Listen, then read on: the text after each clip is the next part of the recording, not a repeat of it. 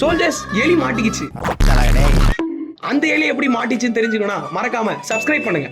என்னன்னு பாத்தீங்கன்னா ரீசெண்டா நான் டிஃபன் தோசை வாங்கிட்டு வந்து கிச்சன்ல வச்சு ஒரு 10 நிமிஷம் கழிச்சு சாப்பிடலாம். சரி சாப்பிடலாம் 10 நிமிஷம் கழிச்சு வந்து பார்த்தா தோசையில பாதிய காணும். நீ வர்ற வரைக்கும் வச்சுக்கிட்டு இருப்பாங்களா? என்னடா இது காணும்னு பார்த்தா அந்த மேல இருக்க எலிப்பையன், இந்த எலிப்பையன் தான் எல்லாத்தையும் தின்னு வச்சிருக்கான். சத்தியமா நான் வரமாட்டேன் சார்.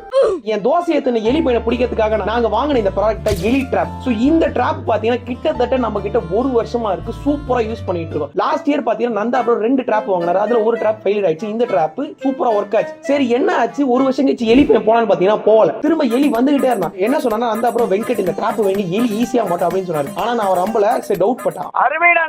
ஆனா வெச்சோனே பாத்தீங்கன்னா டெய்லி 2 சொல்லி கிட்டத்தட்ட 6 ல இருந்து 8 எலி மாட்டினா. இவன் குடும்பத்தை கொண்டேன்னு சொன்ன தப்பு எங்க மேல கேஸ் கொள்ளல. இவங்க குடும்பத்தை ஹனிமூனுக்கு ஒரு வேற இடத்துல போயிட்டு விட்டுட்டு வந்துட்டோம். வரண்டா சின்னசாமி. சோ நீங்களும் இந்த மாதிரி உங்க வீட்ல இருக்க எலி ஈஸியா பிடிக்கணும்னா இதான் பெஸ்ட் ப்ராடக்ட். சோ இந்த ப்ராடக்ட்டோட லிங்க் நான் அஃபிலியேட்ல கொடுத்திருக்கேன். மறக்காம சப்ஸ்கிரைப் பண்ணிட்டு வாங்கிக்கோங்க.